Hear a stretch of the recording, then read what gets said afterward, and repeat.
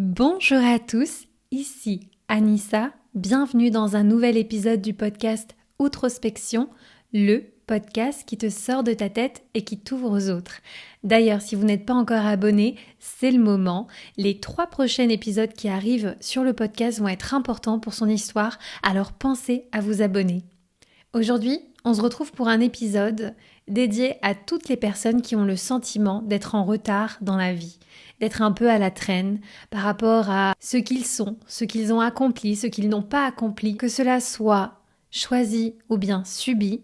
J'avais envie de faire cet épisode pour toutes celles et ceux qui n'ont pas de diplôme, pas d'expérience, pas de taf, pas de passion, pas de copains ou copines, pas de voiture, pas de maison, pas d'enfants, pas d'appart, pas d'argent, pas d'idées ou encore pas de situation. C'est un épisode pour vous rappeler que peu importe votre âge, vos choix ou votre trajectoire de vie, vous n'êtes pas en retard. Très régulièrement, j'échange avec des personnes très différentes dans ma communauté et je m'aperçois que peu importe leur âge, peu importe leur background, peu importe leur situation de départ, eh bien il arrive à certains moments de vie que ces personnes se remettent en question par rapport à leur accomplissement, par rapport à leur capacité d'être à l'heure ou pas, à ce qu'elles sont censées avoir fait à tel et tel âge. Certains vont me dire « Ouais, mais j'ai tel âge et j'ai toujours pas quitté chez mes parents ». D'autres vont me dire « Purée, je suis pas mariée, j'ai pas d'enfant, j'ai pas encore un vrai job ». Ou d'autres vont me dire au contraire « Eh bien, j'ai fait tout ça et pourtant… » je suis pas bien, je suis pas heureux et j'ai le sentiment que je suis passée à côté de quelque chose. Alors je voulais vous partager mon exemple puisqu'il y a quelques mois j'ai entamé pas mal de changements dans ma vie.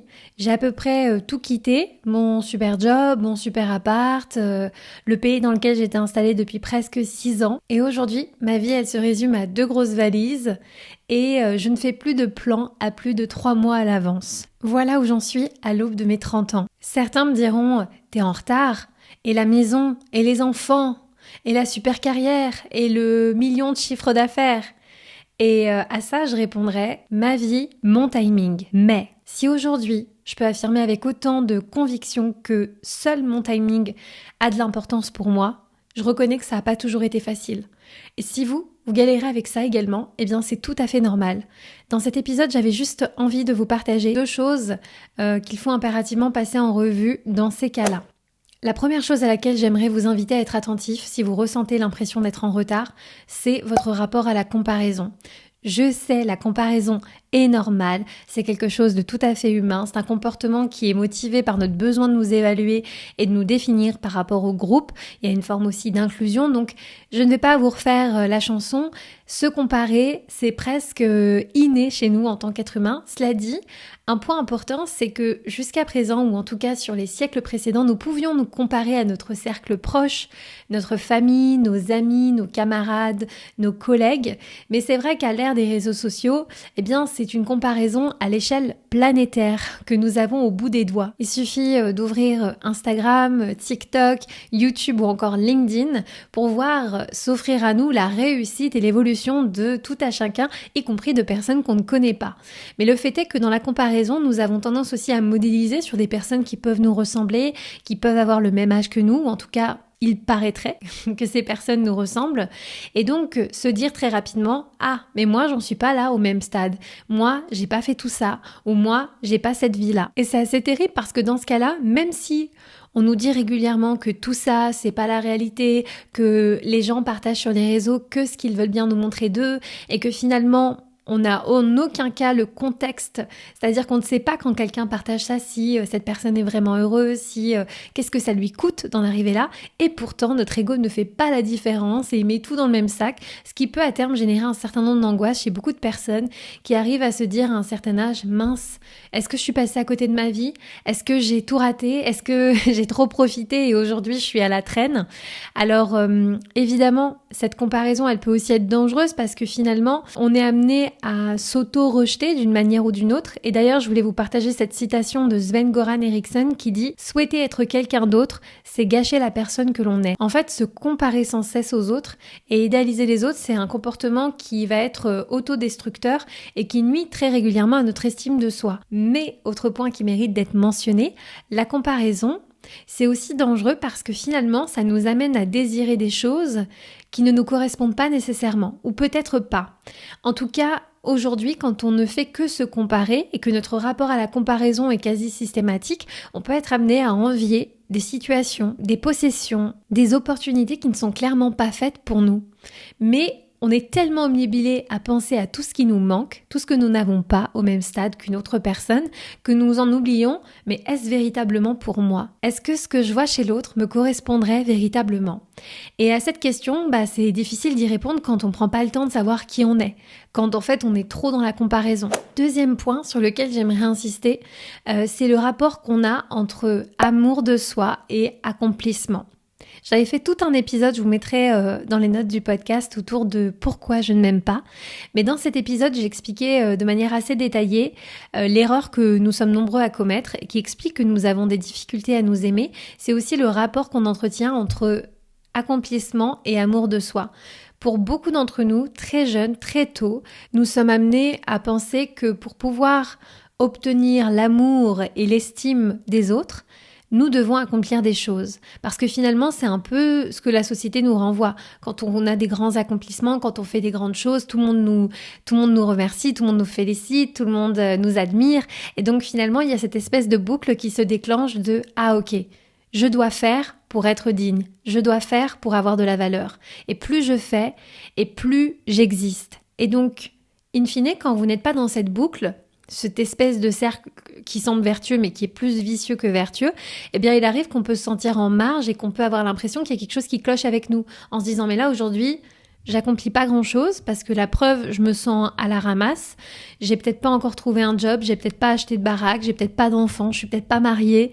En fait tout ce que la société me dit que je suis censée avoir, je ne l'ai peut-être pas encore à mon stade et donc eh bien, ça veut peut-être dire que j'ai pas tant de valeur que ça, alors. Ça veut peut-être dire que je suis quelqu'un qui mérite pas de s'aimer, de recevoir l'amour des autres. Et ça, pour moi, c'est un des dangers les plus grands qui subsistent parce que finalement, sans estime de soi et sans amour de soi, nous n'avons pas le carburant nécessaire pour pouvoir mener les choses qui nous font envie, les choses auxquelles on aimerait accéder à un moment donné.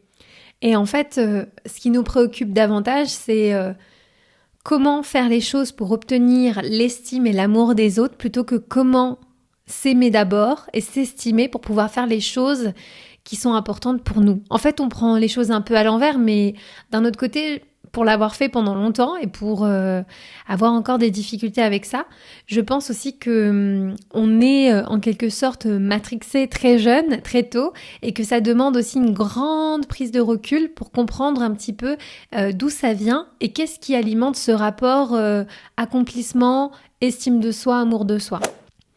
Donc pour moi, il me semblait important de rappeler que chaque personne, évidemment, a sa propre horloge.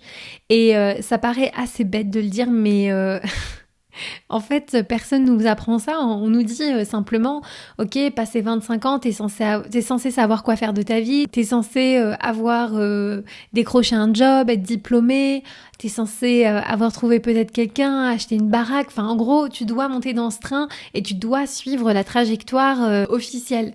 Et en fait, je me dis, mais merde, qui a dit que cette horloge, ce timing devait être le timing de tous.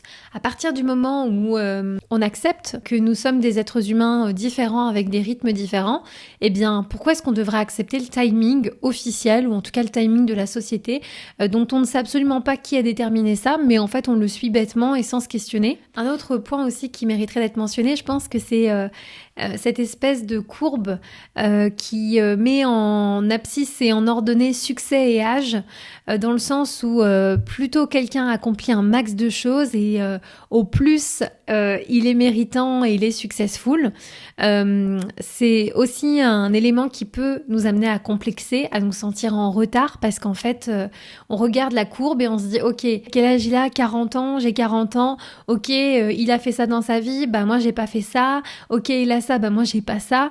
Et en fait c'est terrible parce que cette courbe succès-âge, bah en fait elle veut absolument rien dire. dire. Et on le sait, il y a des tas d'exemples qui montrent comment des personnes qui aujourd'hui ont eu des vies fantastiques sont connues, reconnues pour leur génie ou que sais-je, et qui ont commencé ou qui ont en tout cas cartonné beaucoup plus tard que la moyenne. Et aussi concernant le terme succès, j'ai envie quand même de le mettre entre guillemets parce que je pense que c'est une notion qu'il est très important de définir selon vos propres termes, peu importe ce que quelqu'un dit du succès, de ce que ça signifie, de tout ça. La seule définition qui est importante pour vous, c'est la vôtre, c'est ce que ça veut dire pour vous. Et je pense que c'est quand on souffre un peu de cette espèce de courbe de l'âge vs le succès attendu à cet âge-là, je pense que c'est important de créer une définition qui mène à l'amour de soi. Votre définition du succès, je pense qu'in fine, elle doit mener à ça. Évidemment, il est important pour moi de rappeler que rien n'est figé dans le temps. C'est-à-dire qu'aujourd'hui, vous pouvez être diplômé, avoir trouvé votre premier job, suivre la courbe, on va dire, naturelle de « waouh, ok, d'accord, super, tâtez l'âge, tâtez l'accomplissement » et en fait, dans 2 ans, voir votre vie complètement chamboulée, avoir un taf qui finalement vous épanouit pas tant que ça et devoir recommencer de zéro, faire une reconversion ou quoi que ce soit. De la même manière, vous pouvez être célibataire, fauché, sans ambition actuellement et pourtant, dans un mois, voir votre vie se transformer parce qu'une opportunité pointe le bout de son nez. Encore une fois, je pense pas que les choses soient figées dans le temps, y compris pour les personnes qui ont des situations familiales hyper posées, tout ça. Ça peut encore évoluer, ça peut changer. Évidemment, si vous êtes heureux comme ça, je vous souhaite que ça dure le plus longtemps possible. Mais il faut pas oublier quand même que on a vu des tas de personnes, devoir se réinventer à 50 ans parce qu'un divorce, parce que une maladie, parce que un pétage de plomb. Enfin voilà, ça reste quelque chose d'assez fragile. Je pense que c'est pour ça que toutes les notions d'alignement, de bien-être et d'épanouissement, elles demandent une forme de remise en question régulière. Évidemment, kiffer le moment, apprécier les petites choses, même les choses assez mineures, mais garder dans un coin de la tête que parfois, on peut être amené à remettre un petit peu tout en question. Et je terminerai par ça parce que ça reste un podcast assez court aujourd'hui. Je pense à titre personnel que être heureux est plus important qu'être à l'heure, peu importe ce que être à l'heure veut dire, parce que mon timing n'est pas le vôtre, bien entendu. Ma métrique, on va dire, la plus importante, c'est surtout d'être bien dans mes baskets, de me sentir en paix, d'être dans un état émotionnel le plus sécure possible. Donc si vous êtes amené à vous dire que peut-être vous êtes en retard ou qu'il y a un souci avec vous, posez-vous les bonnes questions, c'est-à-dire quel est mon rapport à la comparaison, à quoi je me compare exactement. Si je suis amenée à trop souvent me comparer, limitez les comparaisons, c'est-à-dire unfollow tous les comptes qui nous font nous sentir mal. Vous le savez très bien comme moi, c'est généralement le cas pour les réseaux sociaux. Mais c'est aussi de se dire, je n'ai pas toute la backstory. Je ne sais pas ce qui se passe derrière les sourires. Je ne sais pas ce qui se passe derrière cette promotion, derrière cette assurance que la personne dégage, cette impression qu'elle gère tout dans sa vie. Je n'ai pas tous les détails. Donc je vais faire preuve d'humilité et je vais reconnaître que ça sert à rien de me comparer avec une moitié d'histoire parce que de toute façon je suis incapable de savoir tout ce qui se passe dans la vie de quelqu'un d'autre. Et puis évidemment, comme je disais tout à l'heure, se poser la question sur son rapport accomplissement, estime de soi, amour de soi, parce que très souvent il y a à parier que en fait on s'auto-génère notre propre souffrance. Si on a conçu dans notre esprit et façonné notre pensée de sorte à se dire que nous méritons de nous aimer, de nous estimer seulement quand nous accomplissons un certain nombre de choses, il faut hacker le système, casser ce programme qui est là par défaut et pouvoir mettre en place un nouveau programme qui nous permette de nous aimer, de nous estimer, peu importe ce qu'on a fait, peu importe ce qu'on va faire, tout simplement parce qu'on est et qu'on mérite ça, indépendamment de ce qu'on fait. Voilà, c'était rapide, mais j'espère que ce petit freestyle de podcast vous plaira. En attendant, ça m'intéresserait de savoir ce que vous pensez. Est-ce que vous vous sentez parfois en retard dans la vie? N'hésitez pas à me dire en commentaire sous cette vidéo si vous la regardez sur YouTube ou bien en DM sur Insta. Quoi qu'il en soit, si vous avez aimé le contenu, aussi à aller le noter, que ce soit en revue dans les applications de podcast ou bien sur YouTube avec un petit pouce. Voilà, sachez que ça m'aide énormément. On va se retrouver dans 2 semaines pour un nouvel épisode de podcast. D'ici là, prenez soin de vous et à bientôt. Ciao!